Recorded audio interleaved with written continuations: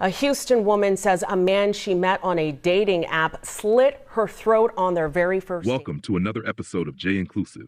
Please share, like, comment, subscribe, and set your notifications on so you are alerted every time I upload. The following video presents information sourced exclusively from news articles, court documents, and social media. I maintain no affiliations with any parties involved. Now let's get into today's true crime story.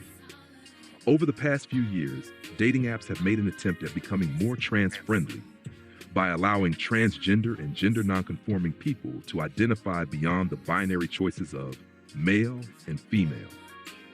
Prior to these upgrades, whenever people of trans experience would join apps such as POF or Tinder, transphobic users would report their profiles as spam, which would cause those dating apps to ban those trans users, even though they weren't doing anything wrong. And while most dating apps themselves are now trans-friendly, it's their users who aren't as open, with many users still facing discrimination on apps such as Black, a mobile dating app that specifically caters to the Black community. It was launched with the intent to provide a space where Black singles could form meaningful connections that showed respect and emphasized their cultural and ethnic background. The app, often seen as a platform fostering a sense of community, aims to counterbalance the general dating landscape, which can sometimes lack inclusivity and understanding of cultural nuances. However, historically, the app that is supposed to be about inclusion has boundaries. As many trans and non-binary users still find themselves being banned from the platform after having male users falsely report their profiles as having participated in inappropriate behavior, flagging their profiles as spam, or accusing trans user of impersonating someone else. This is often a result of these male users swiping right without fully reading trans women's profiles. Once these men learn of their match's trans identity, it causes many of them to question their own sexuality, because how could they have ever found someone who is trans attractive enough to swipe right? For those transgender individuals who manage to avoid being reported, whether by the grace of Black system or by not publicizing their gender identity in their profile, Black can still be a dangerous place. And if you don't believe me, allow me to introduce you to Tayla Smith. A Houston woman says a man she met on a dating app slit her throat on their very first date. He's now in the Harris County Jail. Stephanie Whitfield is on this horrific story for us this morning, and we do want to warn you, the details are graphic. Stephanie. Yeah, the information in this story is definitely hard to hear, but we do have details because the victim shared a statement with KHOU 11 telling us exactly what happened to her. Tayla Smith says she met 24-year-old Corbell Stewart on a dating app, and she invited him to her house after texting for a few days. She told us in a statement, "When I answered the door, a red flag that I didn't think about until after this situation is that he had a bag. I see it was a getaway bag." Smith says Stewart acted like a gentleman. At first, she began to cook dinner, and Smith says Stewart joined her in the kitchen. She says they talked, laughed, and kissed. But while engaging in foreplay, she says things took a violent turn.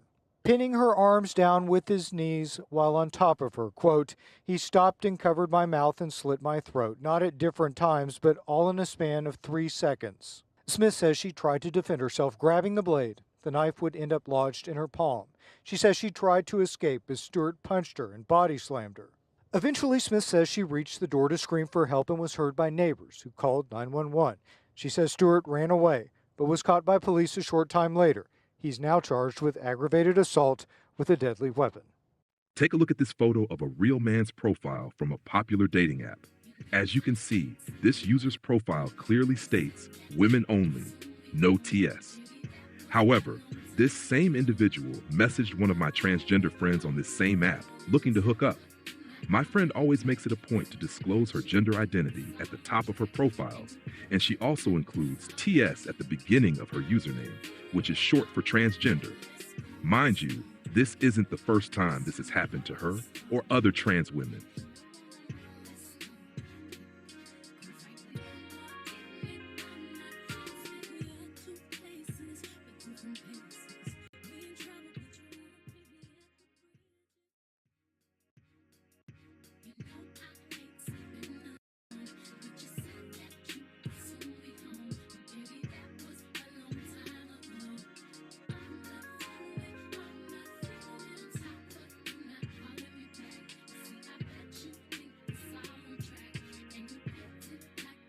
You look like a woman.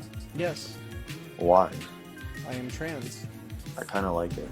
Like, I really hate that you're trans, but I'm kind of attracted to it. So for me personally, I would not date black men, and the reason is because of, I think it's pretty like self-explanatory with what I've experienced on social media. I've been dragged by black men. I've been tormented by black men. I've been attacked by black men. Oh my God, I could go on and on and on, you know? But apart from that, it's more of just me choosing myself in situations, especially as a transgender woman, loud and proud, you know what I mean? I refuse to be someone's little secret. Girl, I'm way too fucking pretty for that. Excuse the wig, but bitch, I eat with my face card. You know what I mean?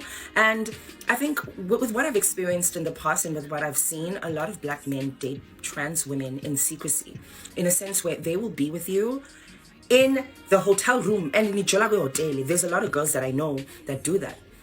Or this nigga will be with you because it's either a place to stay, or something. There's just something along those lines when it comes to them. And apart from that, I just don't want to put myself in a position where I question because he's ashamed of being with me. And apart from that, I just feel like, you know, I'm not saying every black guy is like that. I'm not saying that at all. I'm not saying that. But for me, as a trans woman, with what I've seen,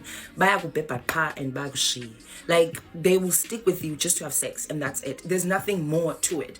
And with me just dating out of my race, I've experienced so much love, so much care from umtu uhamba nami loud and proud. We are the claimer, loud and proud. And I think for any trans woman, I'm not saying don't date black guys. I'm just saying don't date abafana who do not claim you.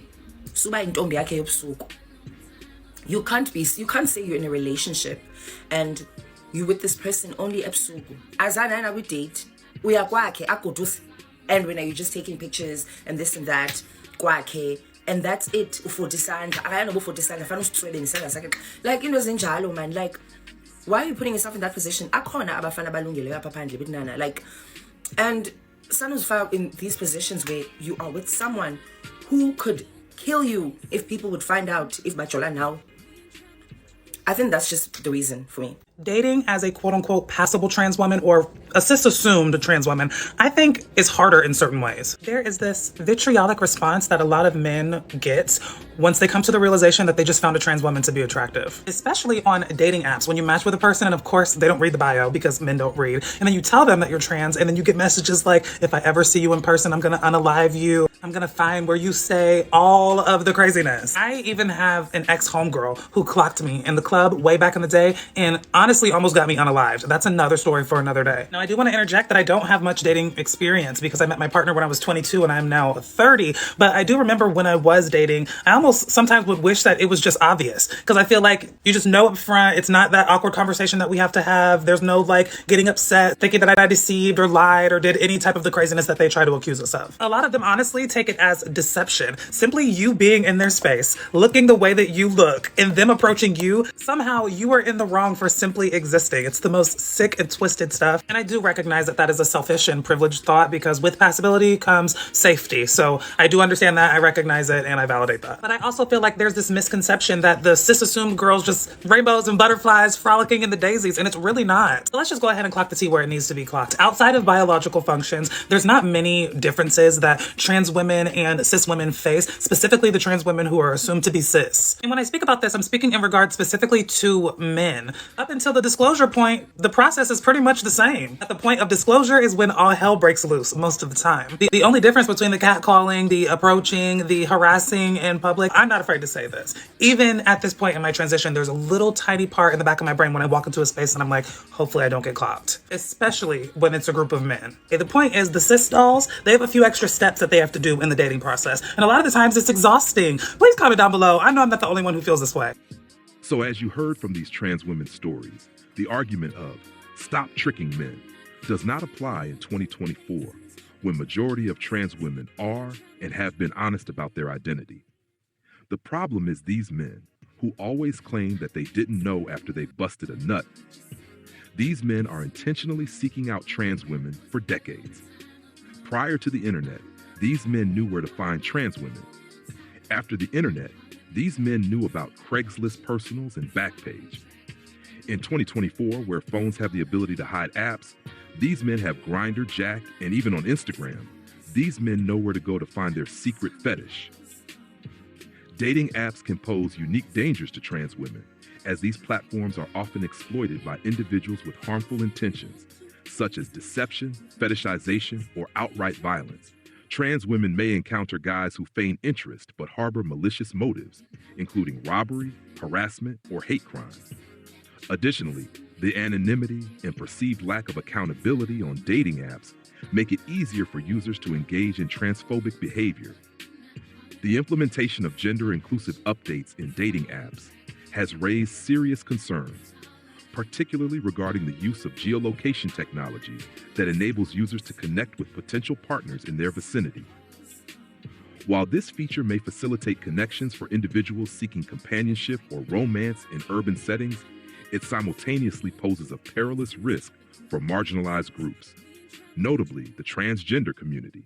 In an environment where they face disproportionately high rates of hate crimes and violence, the ability to pinpoint the exact location of transgender users is alarmingly dangerous.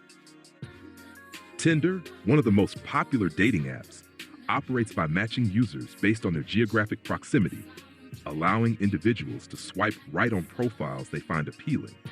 However, the geolocation feature that defines Tinder's appeal also leaves users vulnerable to exploitation. In 2013, researchers exposed vulnerabilities in Tinder's geolocation software, which allowed users to ascertain others' precise location coordinates. Notably, Include Security developed an app called Tinder Finder to illustrate just how easily existing features could be manipulated, transforming innocent interactions into stalking opportunities. Although Tinder has since addressed these flaws, the underlying risk associated with geolocation services remains a persistent issue in the dating app landscape. This is further exemplified by the well-documented vulnerabilities of Grindr, a dating app used predominantly by men seeking same-sex encounters.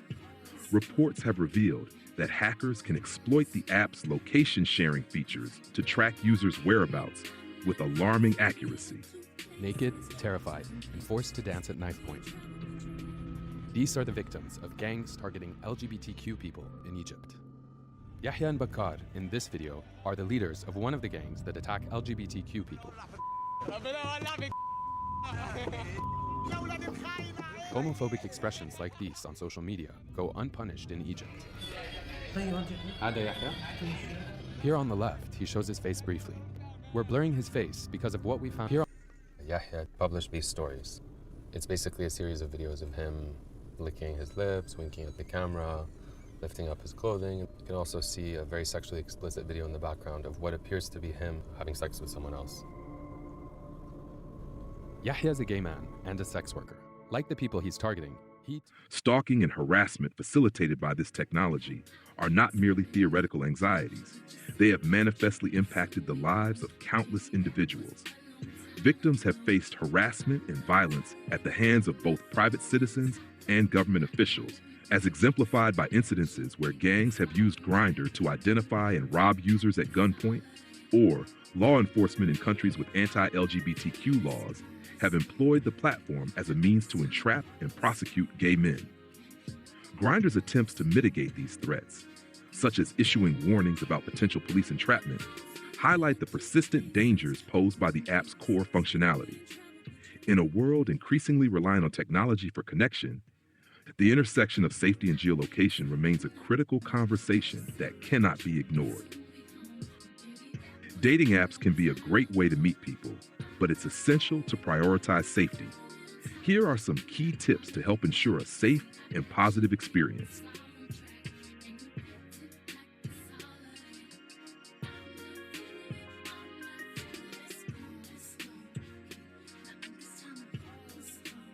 What these next 4 years are going to be like for LGBT people, specifically those of color, is unknown. But as always, stay safe, be vigilant, and look out for one another.